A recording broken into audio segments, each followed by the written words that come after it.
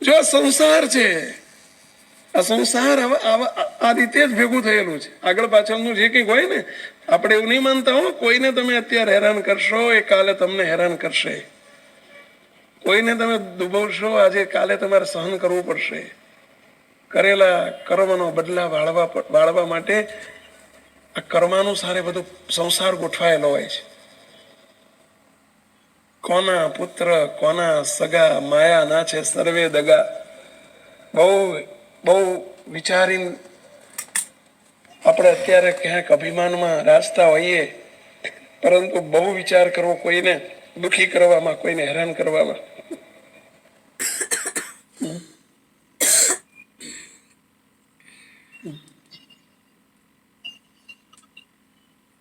એક શેઠ હતા,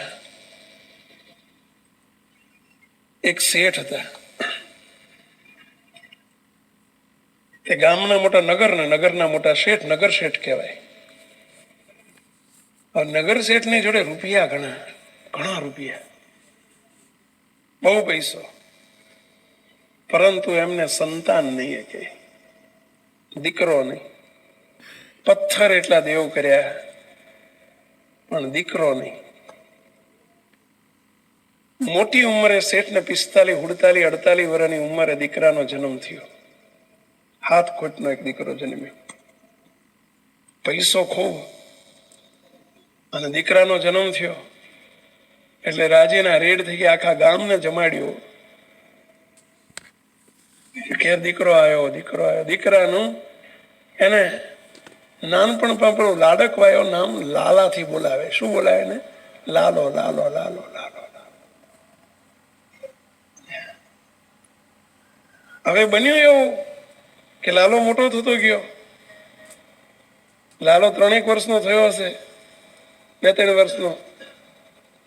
શેઠના આનંદમાં પાર નથી. વિચાર કર્યો કે હવે પૈસો ઘણો છે અને અત્યાર સુધી નાના મકાનમાં રહેતા હતા. મકાન નાનું એટલે હતું મોટું જ, બગીચા વાળું સરસ મકાન હતું, પણ 2 માણસ હતા. હવે દીકરો થયો છે કે હવે એવી પૈસાને શું કરવાનો, મારી જિંદગી હવે બહુ ગઈને થોડી રહી. 50 વર્ષ થઈ જવા આવ્યા છે. હવે વનમાં પેશ એક દીકરા માટે હારામાં હારું મોટું મકાન બનાવવું કેવો. એટલે મોટી જમીન લીધી. જમીનમાં એમને 7 માળની મોટી હવેલી, 7 માળના બંગલાનું આયોજન કર્યું. કેટલો? 7 માળનો. પૈસો ઘણો હતો, વાપરવો હતો. અને એવું પ્લાનિંગ કરાયું એન્જિનિયર જોડે, આર્કિટેક્ટ જોડે. એટલું મોટું પ્લાનિંગ કરાયું અને મોટો આલીશાન બંગલો બનાવ્યો. 7 માળની મોટી હવેલી કરી. શેઠ ને એટલો બધો મકાન કર્યાનો આનંદ ને રોજ સવારે એમની પેઢી હતી. પેઢી એટલે સમજ્યા ને, એમની મોટી દુકાન મોટી અને ધીકતો ધંધો ચાલે, બજાર વચ્ચે દુકાન. અને શેઠ રોજ દુકાને જાય ને ત્યારે બંગલે જાય, બંગલા ફરતા જ હાથ આંટા મારે, પ્રદક્ષિણા ફરે. આમ જોઈને ખુશ થાય, શું બંગલો બન્યો છે. આજુબાજુના 100-200 ગામમાં મારા જેવું મકાન કોઈનું નહીં હોય. કેવો આજુબાજુમાં આખા જિલ્લામાં મારા જેવું મકાન કોઈનું નહીં હોય ને. એવા ફૂલાય અંદર, એવા ખુશ થાય. મકાનનું કામ પૂરું થઈ ગયું, પેઇન્ટિંગ ચાલતું હતું, કલર કામ ચાલતું હતું. અને પેઇન્ટરો બધી મોટી ગેંગ, કારણ કે આવડો મોટો બંગલો રંગવાનો, 7 માળની હવેલી રંગવાની. અને એમાં જે મુખ્ય કોન્ટ્રાક્ટ જેને આપેલો ને, શેઠ ગયા ને પેલા કોન્ટ્રાક્ટરને બોલાયો. અહીંયા બજાર વચ્ચે રોડ ઉપર જ મકાન. બધા જોવા આવે એમનું મકાન આજુબાજુના ગામોમાંથી. શેઠે શું મકાન બનાવ્યું છે. અને પછી શેઠ પેલા રંગાટીને, પેલા પેઇન્ટરને, મુખ્ય પેઇન્ટર કોન્ટ્રાક્ટર હતો, એને બોલાવીને કહ્યું કે ભાઈ જો સાંભળ, એક સૂચના આપું છું, સાંભળ. આ મકાનને એવો કલર કરજે, એવો રંગ કરજે કે મારી 7 પેઢી સુધી, મારા લાલિયાની 7 પેઢી સુધી કોઈને કલરની પીછી ના મારવી પડે. એવો કલર કરજે, ભલે જેટલા રૂપિયા થાય એટલા, ચિંતા ના કરતો. નેરોલેક વાપરવો હોય તો નેરોલેક ને જે વાપરવો વાપરજે, પરંતુ એવો કલર કરજે 7 પેઢી સુધી કોઈ દાડો મારા છોકરાને સામું ના જોવું પડે. હવે આ જ્યાં સૂચના આપે છે એ જ વખતે એક મહાત્માજી, એક સંત મહાત્મા ત્યાંથી રસ્તા પરથી પસાર થયા. એમને પસાર થવું ને સાંભળવું એટલે એમણે આ શબ્દ કાનો કાન સાંભળ્યા એટલે સંત મહાત્મા સાહેબ આગળ જઈ અને સાંભળીને ખડખડાટ હસ્યા. શેઠે આમ જોયું કે સાધુ કેમ છે, હસીન હમું જોઈને હસીને આમ જતા રહ્યા પાછા. ચાલ ધીમે ધીમે ચાલતા જ આગળ વધી ગયા. કંઈક છે સાધુ હશે મારી હમું જોઈને સાંભળીને કંઈક છે. જવા દો, કઈ નહીં, મરવા દો. શેઠ તો આટલું કહીને સૂચના આપીને પેઢીએ ગયા. બજાર વચ્ચે એમની પેઢી, ઊંચા ઓટલા વાળી મોટી દુકાન. પહેલાના જમાનામાં ટેબલ ખુરશીઓ નતા, ગાદી તકિયા હતા. તમે બધા જોયું હશે ગાદી તકિયા. હજુ મને લાગે તમારે ગાદી તકિયા જ છે કે આવી ગઈ ટેબલ ખુરશી? હા, હવે ટેબલો જ આવી ગયા. પણ પહેલાના જમાનામાં પેઢીઓ હોય ને, મોટી પેઢીઓમાં એ તમે ગાદી તકિયા હોય અને 50-100 માણસ પેઢીમાં કામ કરતું. બહુ મોટી પેઢી. શેઠ ત્યાં જઈને બેઠા. બધા મુનિમોને મહેતાજીને બધાને બોલાયા. કામ આપવા માંડ્યું. સવારના 10-11 વાગેલા. અને એ જ વખતે શેરીમાંથી બજારમાં એક બોકડો એટલે સમજ્યા ને, બકરો, બકરી નહીં બકરો, એને બોકડો કહેવાય. અને બોકડો એક દોડતો આમ ભાગમ ભાગ બે કરતો આવે બજારમાં.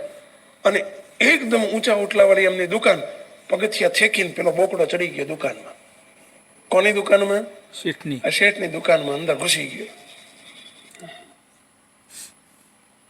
એટલે પેલો બોકડો ચડી ગયો દુકાનમાં, બે કરતો અંદર પઈ ગયો સીધો.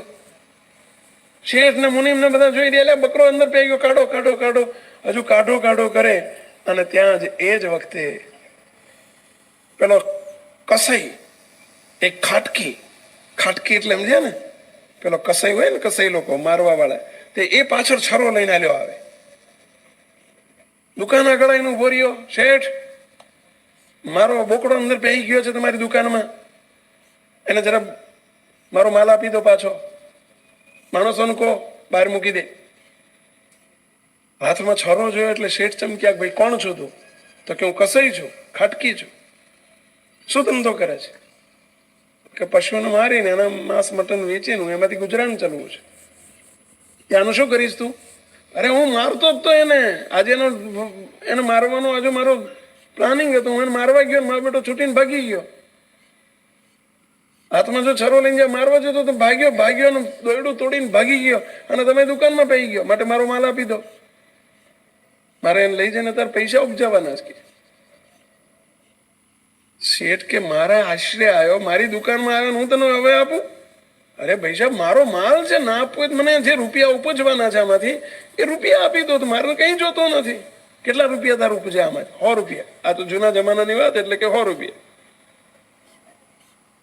100 રૂપિયા આપવાના તને? એમ 100 રૂપિયા આપો, મારે કઈ નથી જોતો. બોકડો ભલે રાખો તમે. શેઠ બહુ લોભી, પાછા દયા લોભી બહુ.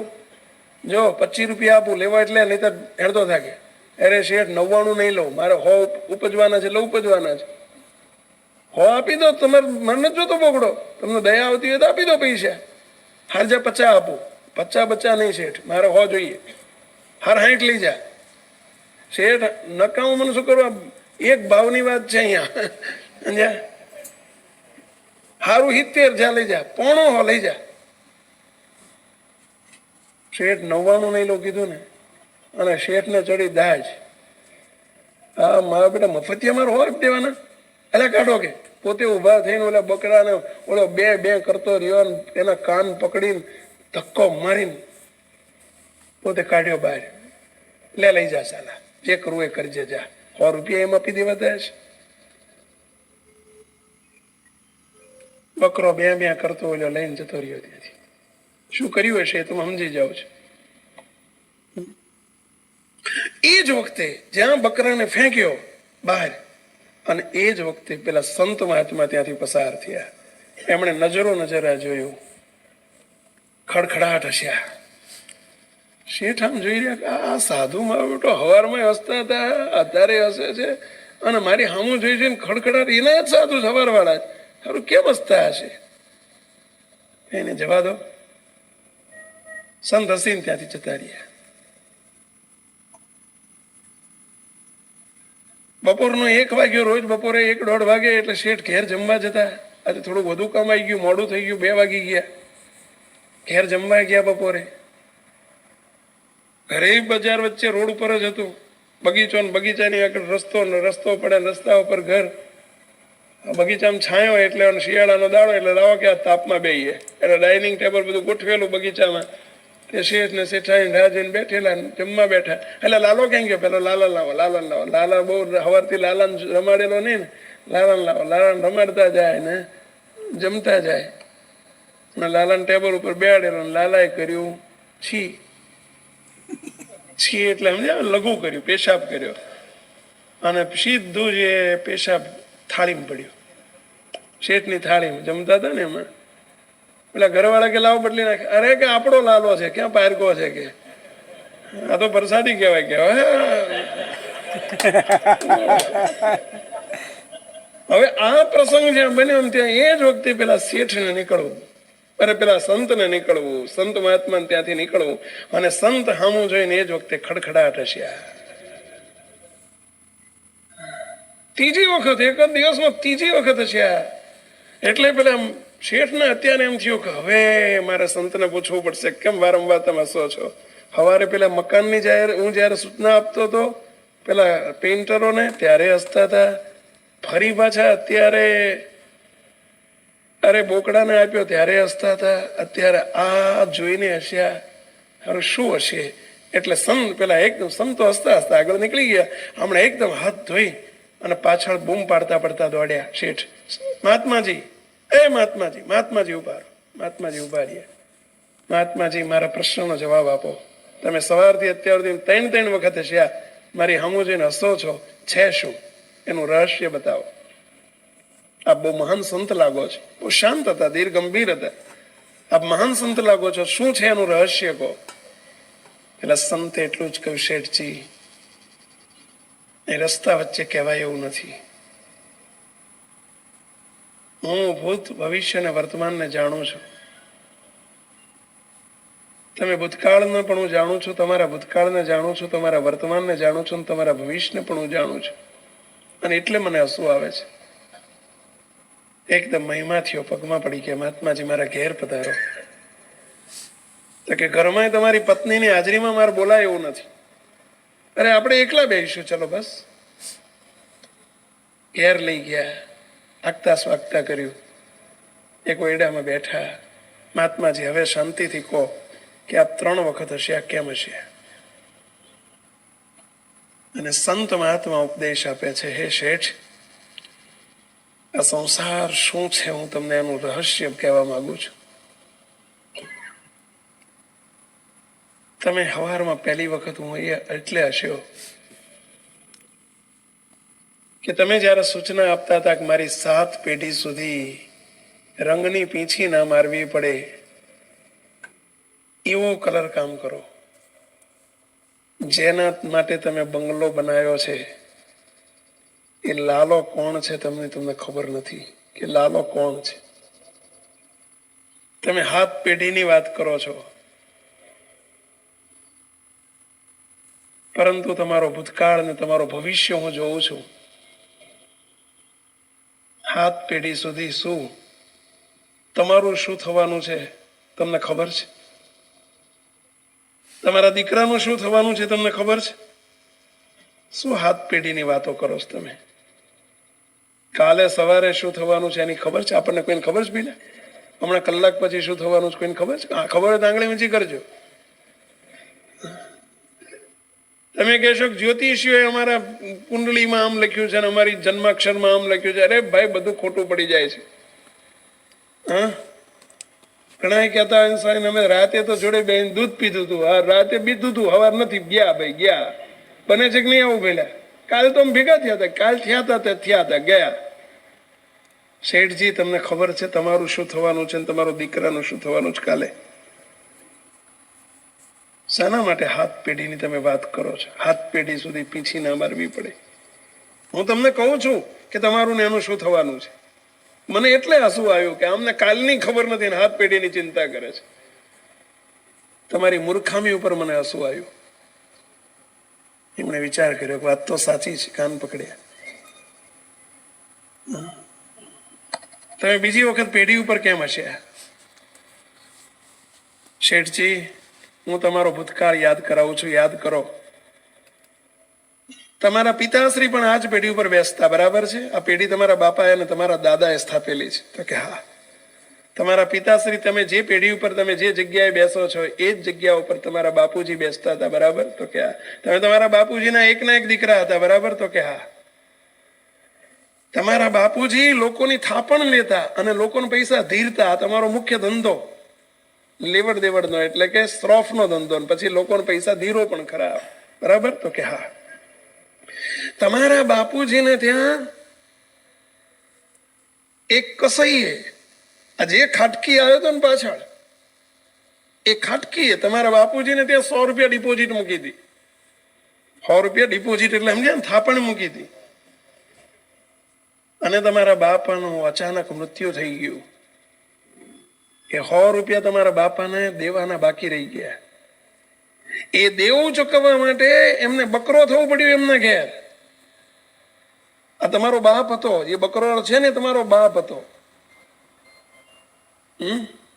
એ દેવું ચૂકવવા માટે તમારા ઘેર આવ્યો છે. એને પેલા કસાઈના ઘેર જન્મ લીધો, બકરો થઈને આયા. ધ્યાન રાખજો, આ વાત માત્ર શેઠ માટે નથી. કોઈકનું દેવું રહી જશે ને તો આવું થાય.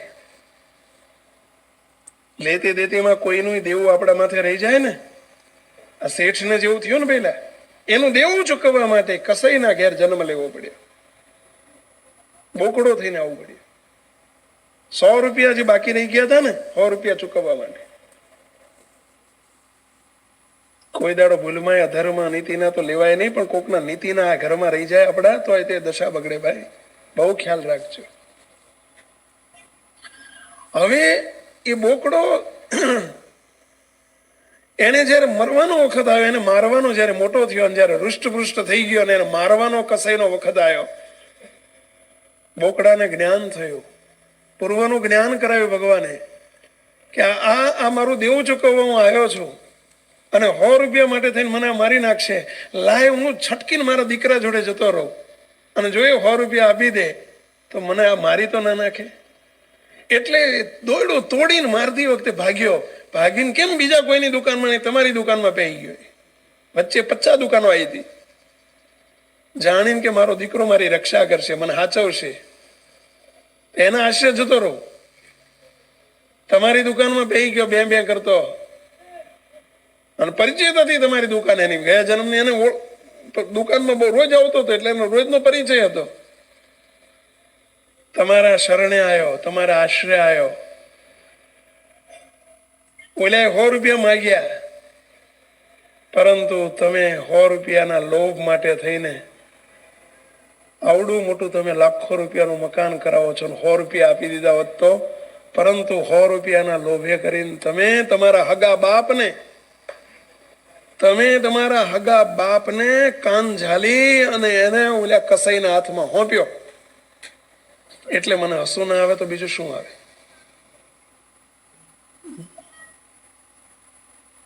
જો આ બાપ અને દીકરાના બધા સંબંધો જોજો. આ સંસાર, આખું સંસાર આ રીતે ગૂંથાયેલું છે. કોણ બાપ, કોણ દીકરા, શું છે બધું ભાઈ?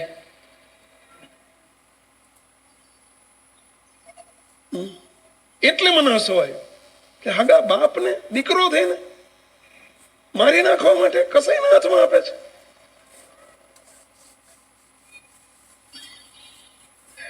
શેઠને તો ધ્રાસકો પડી ગયો. મેં શું કરી નાખ્યું? અને જે બધી વાત કરી એ બધી સાચી હતી. જે કીધું એ બધું અત્યાર સુધીનું સાચું હતું. શેઠની આંખમાં આંસુ વહેવા માંડ્યા. અરે મેં આ ધંધો કર્યો? શેઠ હાથ જોડીને કે મહાત્માજી, આ ત્રીજો પ્રસંગ શું છે? કેમ તમે હમણાં હું જમતો હતો ને પેલા લાલાને રમાડતો હતો ને એ વખતે તમે હસ્યા, એનું કારણ શું? શેઠજી, દુઃખ ના લગાડતા, પરંતુ હું તમારા ભૂતકાળની વાત કરું. તમારા બાપુજી હતા ત્યાં સુધી તો નગર શેઠ તરીકે લાખો રૂપિયાનો વહીવટ કરતા. પરંતુ આજથી 10 વર્ષ પહેલા તમારા બાપુજી મૃત્યુ પામ્યા અને ત્યાર પછી ધંધામાં તમારી અણઆવડત કહો કે જે કહો એ, પણ ધંધામાં બહુ મોટી ખોટ ગઈ હતી. યાદ રાખો, યાદ કરો. બરાબર છે? તો કે હા બરાબર છે. તમે રોડ ઉપર આવી જાવ એવી સ્થિતિ થઈ ગઈ. બરાબર છે? તો કે હા. તમે અહીંથી કંટાળીને તમે વિદેશમાં કમાવા ગયા. યાદ કરો. બરાબર છે? તો કે હા. તમે મુંબઈ ગયા હતા. એ વખતે મુંબઈ વિદેશ કહેવાતું. એ વખતે મુંબઈ વિદેશ જેવું હતું.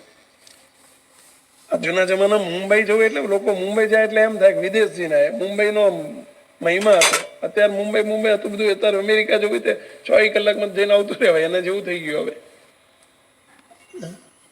પણ તમે મુંબઈ ગયા કમાવા. બરાબર? તો કે હા. તમે કહીને ગયા હતા કે હું 2-3 વર્ષે આવીશ. તમારા પત્નીને અહીં મૂકીને ગયા હતા. કોઈ બીજા બાળ બચ્ચા તો હતા નહીં? તો કે હા. તમે 2-3 વર્ષે કમાશો એવી ગણતરી હતી, પણ 1-1.5 વર્ષમાં પાસા હવળા પડ્યા અને તમે ખૂબ કમાણા. એ વાત સાચી છે? તો કે હા. તમે અચાનક, એ જમાનામાં મોબાઈલ ને ફોન ની વ્યવસ્થા નથી, કાગળ પત્ર વ્યવહારની વ્યવસ્થા નહીં, તમે અચાનક ઘેર આવ્યા જાજા રૂપિયા કમાઈ. તમે રાત્રે 12 વાગે 12:30 વાગે તમારા ઘરનું બાયણું ખખડાયું. બરાબર? અડધી રાતે તમે જયારે ઘરનું બાયણું ખખડાયું અને તમને એમ કે મારા પત્ની સામે બારણું ખોલશે, પરંતુ તમે બારણું ખોલનાર કોઈ પરપુરુષને જોયો. બરાબર છે? તમારું લોહી ઉકળી ઉઠ્યું કે એકાંતમાં તમારા પત્નીની સાથે રાત્રે મધ્યરાત્રિએ કોઈ પુરુષને તમે જોયો ઘરમાં. તમારું લોહી ઉકળી ઉઠ્યું. તમે એને ઘરમાં લઈ ગયા. તમારી પત્ની તમારી ફેવરમાં થઈ ગયા. તમે 2 માણાએ ભેગા થઈને પેલાને મારી નાખ્યો. ખબર છે? આ વાતની કોઈને ખબર નથી તમારા 2 માણસો સિવાય. તમે એને મારીને ટુકડા કરીને કાપી નાખ્યો. મારીને ટુકડા કરીને તમારા ઘરના આંગણામાં દાટી દીધો. બરાબર છે? જે બગીચામાં અત્યારે જે જગ્યાએ તમે ટેબલ ખુરશી લઈને તમે જમવા બેઠા હતા, એ જ જગ્યાએ તમે દાટ્યો છે. બરાબર છે? તો કે હા. તમારો લાલો કોણ છે ખબર છે તમને? એ તમારું વેર લેવા માટે તમારા ઘેર બાળક તરીકે જન્મ્યો છે. એ લાલો તમારો ગયા જન્મનો દુશ્મન છે. એનો ગયા જન્મનો એ દુશ્મન છે. તમે એને મારી નાખ્યો હતો ને, એ જ લાલો છે. તમારા ઘેર તમારા પેટ અવતાર લીધો છે ને જન્મ લીધો છે. એના હાથે તમારું મોત છે. એ વેર લેવા માટે આવ્યો છે. એના હાથે તમારું મોત છે. હસવું એટલે આવ્યું. એ લાલો તમારો કોણ છે હવે ઓળખાણ કરાય. અને એ લાલાની પેશાબ કરેલું તમે એમ કહો છો આપણો લાલો વાંધો નહીં. તમે દુશ્મનને, એ તમારા દુશ્મનનું પેશાબ કરેલું તમે ખાઓ અને એના માટે તમે હાથમાળની હવેલી બનાવો છો. જે તમારો એના હાથે તમારું મૃત્યુ છે. કોના પુત્ર, કોના સગા, માયાના છે આ તો દગા. આખો સંસાર આ રીતે રચાયેલો છો. શેઠ મહાત્માજી ને કે મહાત્માજી શું કહો છો? તો કે આ કહું છું. એટલે મને હસવું આવ્યું. આ શું સંસારનું નાટક તો જુઓ. આ સંસારનો આ ડ્રામા ભજવી રહ્યો છે તો જુઓ. કોણ પુત્ર, કોણ બાપ, કોણ પત્ની, કોણ હગા, કોણ કોઈનું નથી.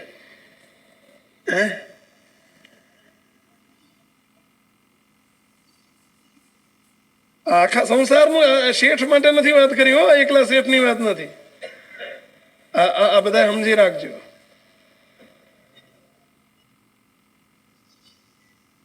એટલે કીર્તન આપણે બોલીએ છીએ રોજ. સાચો સગો સાચો નાણું રે હરિવર મારા. ભગવાનના સંતો એ જ સાચું સગું છે. બાકી સમજી લીજો આ બધા કર્માનું બંધને બધા ભેગા થયેલા છે. આ બધું આગળ પાછળનું જે ભેગું થયું ને, ઘણા બધા કે હે તમારે ઘેર જોજો, ઘણા ઘેર છોકરો જન્મે ને ત્યારથી જ દવા ચાલતી હોય. જન્મે ત્યારથી દવાઓ ચાલુ થઈ જાય. લાખો રૂપિયા બિચારાને, નાનો હોય ને હોલ થઈ ગયો છે, કે છાતીમાં હોલ છે, હૃદયમાં હોલ છે, બોલો, અને લાખો રૂપિયાની દવા ચાલુ થઈ જાય. શું છે? ગયા જન્મનું તમારું દેવું હતું ને, ચૂકવી એ લેવા આવ્યો છે. લેણું હતું ને એનું લેવા આવ્યો છે. જો ઘણા એને ધર્મપત્ની માંદા હોય તો દવા દવા દવા દવા દવા દવા ચાલુ હોય. શું છે આ પેલું લેતી દેતી હું હશે આયા છે. જો ઘણા આમાંથી પેલા એમનું કીધું, રાઠોડ ધાંધલનો દીકરો જેમ હામો પડતો એમ કંટાળો, તમારે બેઠેલા ને કેટલાય દીકરા હામા પડતા હોય. સમજી લેવાનું, કઈ વખતે તમે એને હેરાન કર્યા છે, એટલે આ વખતે હેરાન કરવા આવ્યો છે. હવે ભૂલ સુધારજો. હવે કોઈને હેરાન ના કરતા, હવે આ ઊંધું ચતું ના મારતા, હવે કોઈના પૈસા ના દબાવતા, હવે કોઈના પૈસા ઘાલવાનો બાટલામાં રહી જશે તો સમજી લેજો આવવું પડશે, જન્મ લઈ લેવો પડશે. બોલો,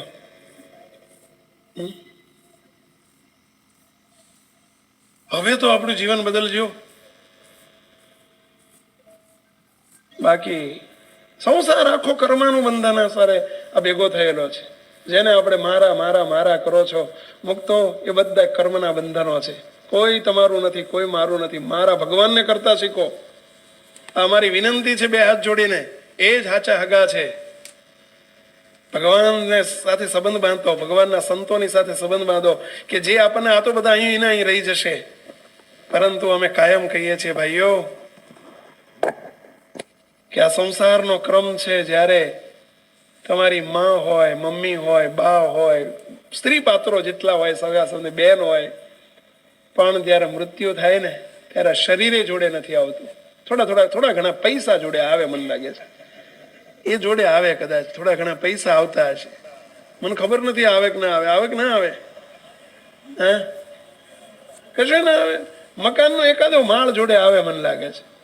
કશું એટલે લુગડા અહીં રહી જાય, લુગડાય તે અહીં રહી જાય. શરીરે અહીં પડ્યું રહે, શરીરે અહીં જ પડ્યું હોય ને. એટલે ફલાણા ભાઈ ગયા, આપણા હુતા છે ને, એ શરીર મૂકીને જતા ગયા. શરીરે અહીં પડ્યું રહે, જેને હળગાઈ દે બધા ભેગા થઈ. અને જોજો સંસાર કેવો છે. એક ભાઈ હતા, તે આયા કે સ્વામી મારા મોટા ભાઈ ધામમાં ગયા, એવું સમાચાર આપવા આયા મંદિરમાં. હવે મને ખબર કે મોટા ભાઈને આંગળીમાં આવી ભારે વીંટી, હીરાની વીંટી પહેરતા. વર્ષોથી હું જોતો એમને આંગળી. અને એમની દાઢમાં પેલું હોનું મઢાયેલું, દાંત ને દાઢમાં હોનું મઢાવે ને, તે હોનું મઢાયેલું, આવું મને ખ્યાલ. એટલે મેં કીધું પેલું એમને મોટા ભાઈ ગયા, પેલી વીંટી છે હાથમાં, તે શું કરવાના? મને ખબર નહીં કે શું કરે એમ. એટલે મેં તો પૂછ્યું એમ જરા જિજ્ઞાસાથી. અને બોલો દાઢમાં દાંત છે બધું, શું કરવાના? શું કરવાનું હોય? જે કરવાનું હોય એ કરવાનું. મેં કે શું કરવાનું હોય પણ હું પૂછું, મને ખબર નહીં. મને કે સ્વામી કાઢી લેવાની. મેં પણ નહીં નીકળે એવી જ નથી. હું જોતો તો કાયમ નીકળે એવી જ નથી, વર્ષોથી ફિટ થઈ ગયેલી છે. અરે સ્વામી ગમે એમ કહીને હાબુ ચોપડશું, નહીં નીકળે તો કાંગળી કાપીને કાઢી લેવાની. કે ઓછી કેમ ઈંટી જવા દેવાની હોય કે? બોલો, મેં કીધું ઓલું દાઢમાં પેલો ચિપ્સ છે, પેલી શું કહેવાય, પેલી સોનાની ચિપ્સ કે ને ઓલું કવર કરેલું છે, એનું શું? અરે કે પથરો લઈને કાઢી નાખવાનું કે લે. એટલે આ બિચારો લાખો રૂપિયાની મૂડી મૂકીને ગયો છે ને, જવા દો ને એકાદી વીંટી. અરે સ્વામી 15-20 લાખની વીંટી છે કે જવા દેવાતી છે કે સાચો હીરો છે કે ના જવા દેવાય સ્વામી? અડધો તોલો હોય તો સ્વામી રૂપિયા 32,000 નું તોલો થાય કે જવા દેવાય કે? હવે જુએ જો જે ભાઈ ગયા કે લ્યો. અરે પછી મને એમને શું કીધું ખબર? અરે સ્વામી હારો પેન્ટ અમારે તો કાઢી લઈએ, હારું પેન્ટ હોય ને તો તે બોલો. આ સંસાર બસ સ્વાર્થ પતી ગયો, સ્વાર્થ પતી ગયો ભાઈ.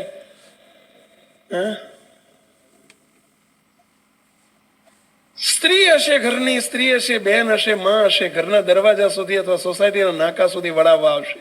એવું જોઈએ ને પેલા. અને માં પિતા હોય, ભાઈ હોય, બંધુ હોય, એ બધા ક્યાં સુધી વળોટાવા આવે? સ્મશાન સુધી.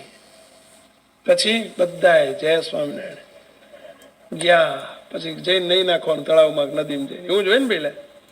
બસ અગ્નિ સંસ્કાર કરીને પતી ગયું. પછી